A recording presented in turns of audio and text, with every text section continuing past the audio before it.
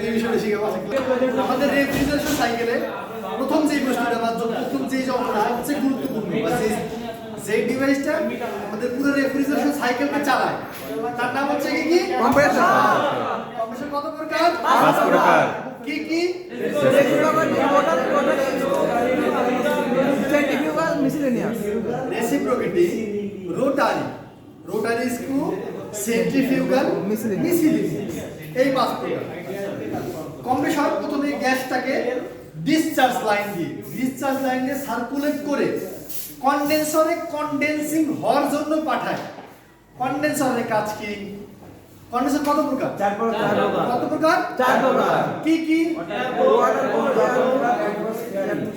আচ্ছা, এয়ার কুল, ওয়াটার কুল, evaporative, atmospheric. এই cycle ঠিক আছে?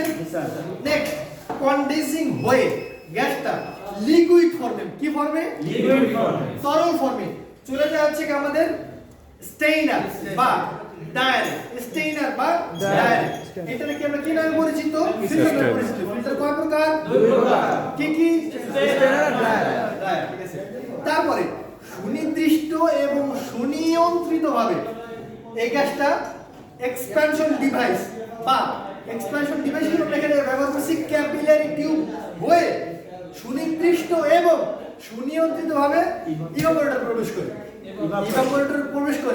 ইভাপোরেটরের ভিতরে যে শুদ্ধতাপ আছে সেটাকে গ্রহণ করে আবার ও সাকশন লাইন দিয়ে কম্প্রেসরে প্রবেশ করে। কম্প্রেসরের ভিতরে কি করে? এইভাবে একটা রেফ্রিজারেশন সাইকেল সম্পূর্ণ করে। বুঝতে পারছেন? জি স্যার। Thank you.